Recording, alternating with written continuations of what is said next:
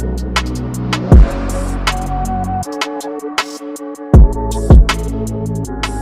going on, everybody? It's your boy T Swizz here on the Swizz Sports Show, and my guest today is none other than Charles Walker of the Dean College men's basketball team. Charles is going to join us today and talk a little bit about his first year at Dean, as well as what it was like for him in JUCO and what it's been like living in different various places across the world, not just the United States, as his dad is an Air Force veteran. Can't wait to chat it up with Charles. While we wait for him to join, here's a couple of clips for you.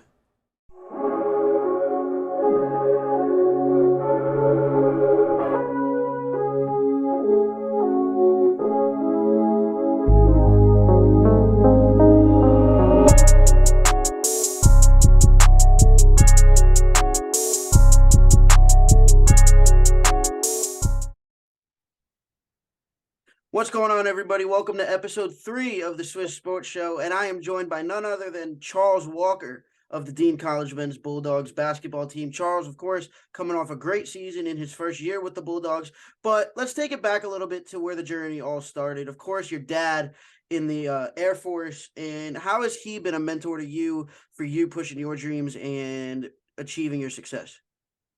Yeah, my dad's been a great mentor. My dad also played college basketball. So like growing up, he was always like my biggest critique in everything I did. So like he really helped me fall in love with the game. I used to hear all the stories.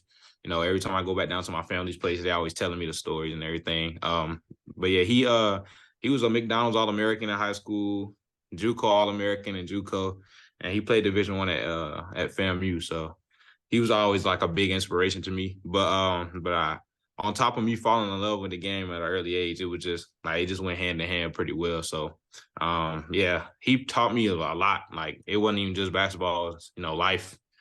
What to do, what not to do. He taught me everything. He was a big guidance, so for sure. Yeah, and one of the things that I want to talk about too, before we get into your experience with JUCO is, so at the beginning of this season with Dean, you weren't getting much minutes, but second semester something changed. So what was that kind of like, and how did you step into that role? Yeah, so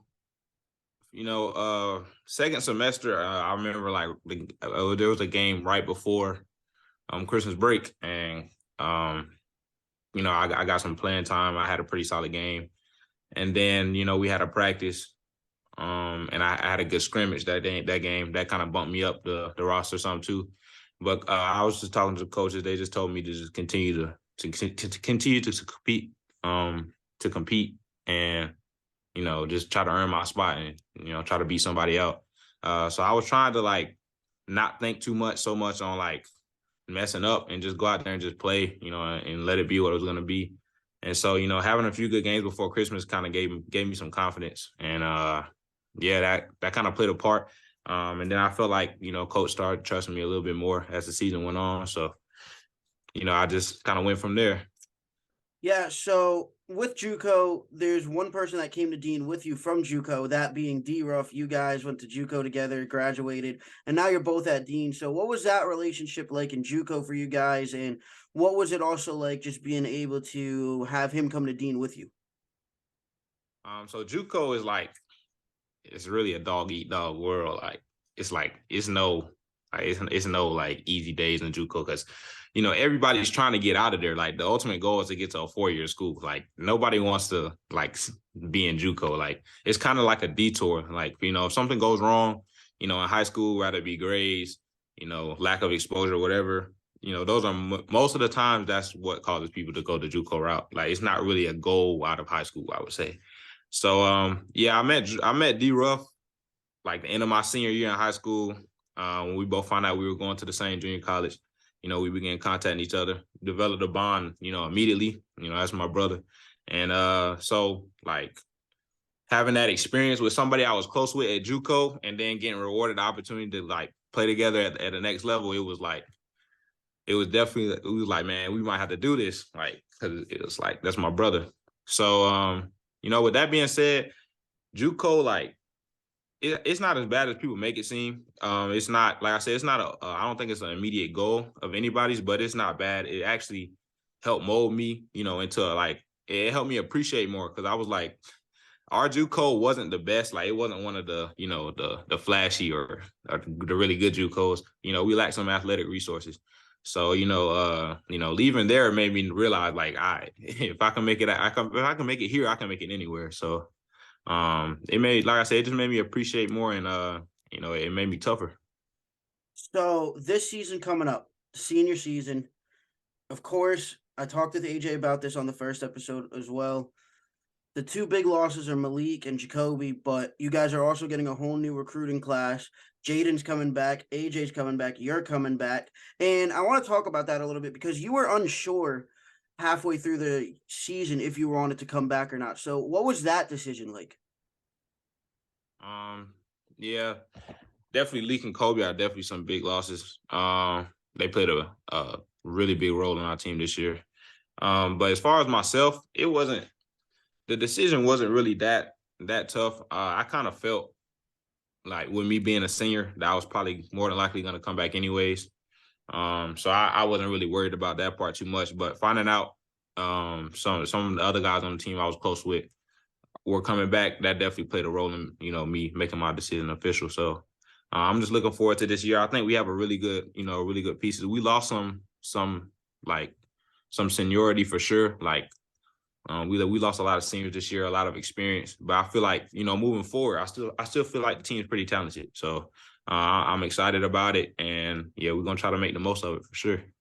So I gotta ask because you've always talked about how Kobe's game really has affected your game as a player and just your mindset and all of that. So, what growing up with Kobe in a sense like, and also what was it just like?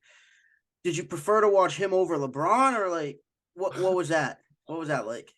Well, like growing up with those two, it was like neck and neck. I'm not gonna lie, I like both of them like a lot. They were both like my two favorite players growing up.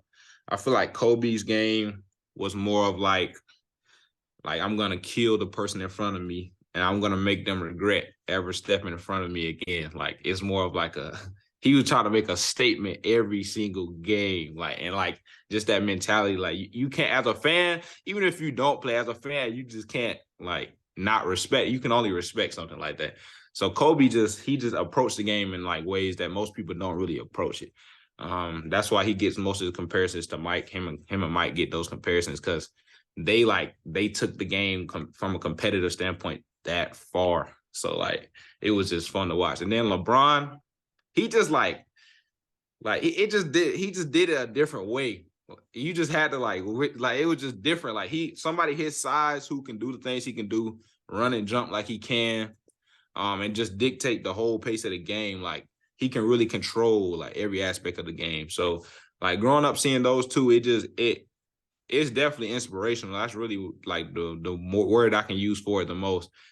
But like they were just fun to watch, man. Like the show they would put on every game, you just had to be there, man. As a kid, you can't do nothing but love it. So yes, sir. I definitely think that's the finals matchup that everybody would have wanted.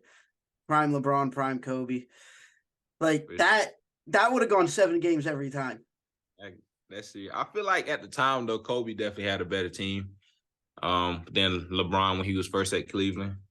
So if they were to go against each other in the final, I think the Lakers would have won because, like I said, Bron and Kobe would have went at it, doing what they do. But I feel like at the end of the day, I think Kobe had a better supporting cast than LeBron did when he was first there. So I think the Lakers would have won, even though I'm a diehard Bron fan. Everybody know that. So earlier during the week, I put out a poll on Snapchat for people to ask questions, and one question came in from your teammate Akili, and he wanted to know if you played any other sports before basketball. I actually did. So growing up, I played everything. Man, that's a great question, Akili. Growing up, I actually played everything. As a kid, I played everything: baseball, basketball, soccer, football. I played everything, anything I could get into. And then I played football. When I got middle school, I dropped baseball and soccer, and it was just basketball and football all the way into my junior year in high school. And then I stuck with just basketball. So yeah, I played a little bit of everything growing up. But throughout high school, it was just basketball and football for sure. All right. So the last segment we always do on the Swiss Sports Show is this or that. And based on what I know the person likes, I quiz them. So we're just going to get into it with the first one. I want to, because you're one of my best friends at Dean. I'll say that confidently. So I want to get you thinking critically. I want to give something that the people will love. So the first one on a game day, Lil Durk or Lil Baby? Oh. I ain't gonna lie, it's both. I listen to both of them on game day. Like Young Boy, Lil Baby, and Dirk are my 3 favorite rappers right now. So like of this generation. It's not all time. But so like on a game day, I ain't gonna lie, I listen to all 3 of them. But if I had to pick one,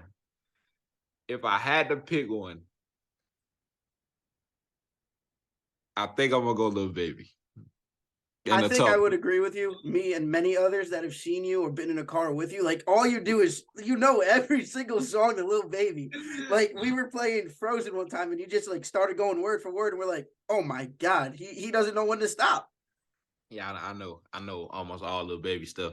I know almost Dirk and Young Boy stuff too, but yeah, if I had to choose between them, it'll be Lil Baby and a close one because I mess with Dirk too. All right, now I want you to rank these 3 players in their prime from 1 to 3. No particular positions. Russell Westbrook. All right. James Harden. Yeah. Kevin Durant. In their prime. In their prime. All in their prime.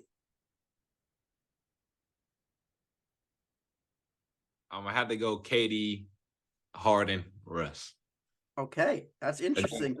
Again in a close one because I feel like what Russell Westbrook did in his prime years gets overlooked. I feel like he doesn't get no credit for that. So it's definitely in a close one. But I just feel like Harden and Kevin Durant were on a slightly higher level at their peaks than Russ was. So do you think Zion gets traded tonight before the draft starts for the top 3 pick? I don't. And I'm gonna tell you why. The reason I don't think he gets traded is because before Zion got hurt and missed the rest of the season, the Pelicans were a 1 seed in the West. So I feel like if the owners take that into consideration, you can't really you could trade because this draft, the first 3 picks are really talented. They could make some moves. This draft is real talented. So, but I feel like you'd be taking a slight step back because I don't think a rookie's going to impact your franchise in 1 year. It's going to take a few years to get them flowing with the rest of the guys. Whereas Zion, you already know, the chemistry's there. They know how to play with each other. Zion's made his mark as one of the, when healthy, one of the top players in the league. And like I said, they were a 1 seed before he went out. So I think they should run it back, one more time. I think they will, see what they can do. Because I really feel like they are a healthy Zion away from making a deep run in the playoffs. That's my opinion. Yeah, and I've been waiting to talk about this next issue that just happened today at midnight this morning, right at 12 o'clock. I texted the group chat about how pissed I was because of what happened, and that's the Celtics trading Marcus Smart and getting a bag of chips in return. They got 2, do you think the Celtics are stupid for doing that trade and getting nothing in return? I'm not going to say they're stupid, and I'm not going to say it's a bag of chips in return, but I feel like the missing piece on their team is a good point guard. So I feel like them giving up Marcus Smart for Porzingis, Porzingis can play. I'm not going to take that from him. And he's going to help, with interior defense. He's going to help with shot making, versatility, all that kind of stuff. But I feel like they in a sense, they have guys who on that roster who do that already. You know what I'm saying? They have 3-point shooters. They have rim protectors. They have guys who can do what Porzingis can do. Maybe not at his level, but they have that on the roster already.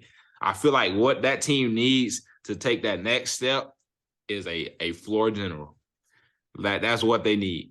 And I feel like Marcus Smart wasn't like I said, he's not like a, one of them top 3 point guards in the NBA, but he was a good point guard. I feel like if you were going to do anything, it would have been giving up Marcus Smart for a better point guard.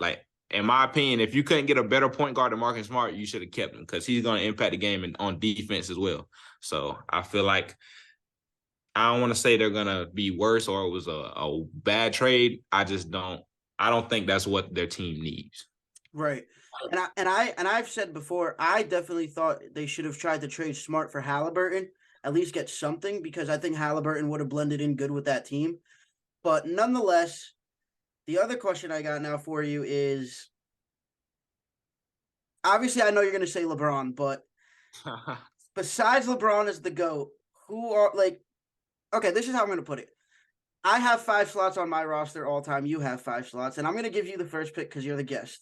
So who are you drafting first at your point guard, all time?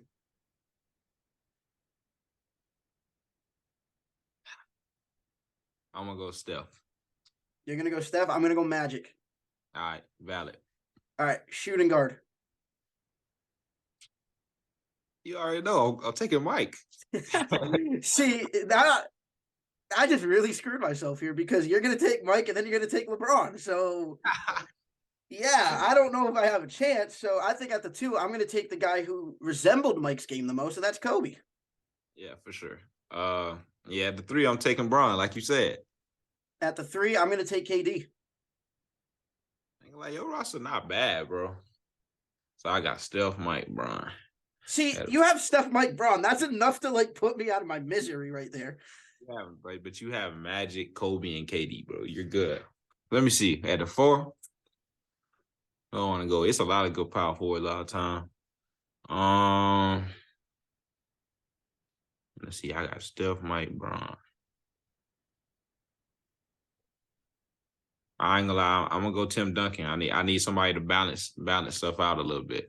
See, the power forward, I've had a lot of questions all the time, especially from you when I used to say this one guy's name at school all the time, because you always used to say he's not top anything. All right. So I'm not taking Sean Kemp. Don't worry. You wanna take Kemp? Go ahead, bro. I'm not gonna take Sean Kemp. Sean Kemp, he wasn't a bad player. Like, he was a good player, but he was not a great player. There's a difference. Right. I've thought about taking Giannis, but I'm not gonna do that either, and I'm not gonna take Dirk.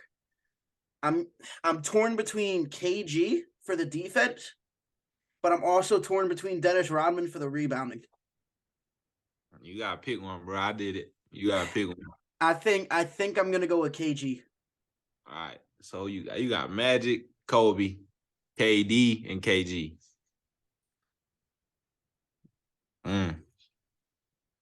Wow.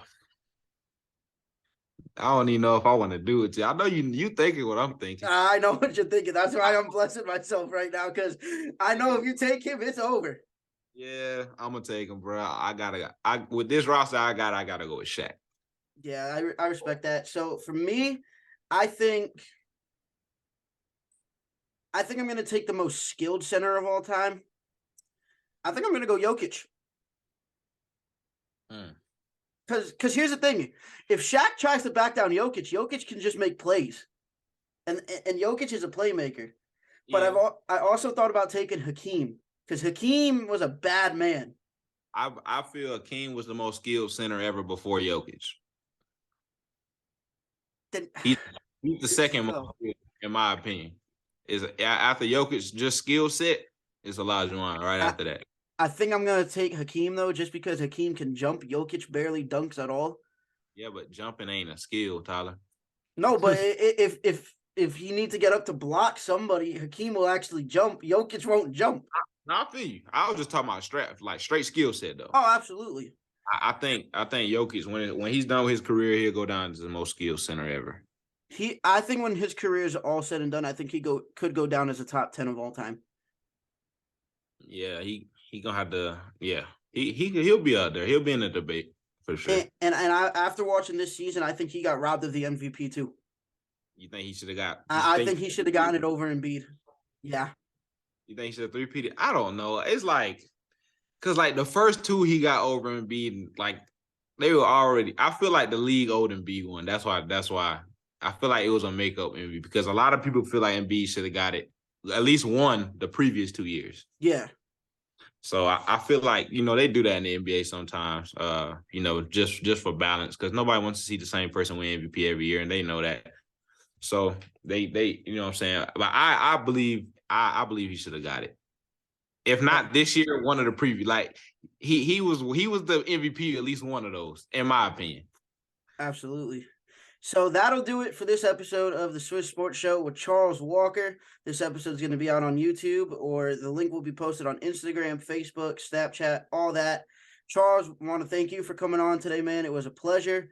And yeah, so next week we will have somebody that me and Charles both know very well. Nick Giglietti is coming on the show. So Giggs is gonna be joining us, and after that, maybe we'll have Andre Kidd or Dre Kidd come on the Swizz Sports Show and talk about his season coming up, his senior year. Charles, thanks, my man. For sure that, bro. You be safe, man. Love, brother. Will do.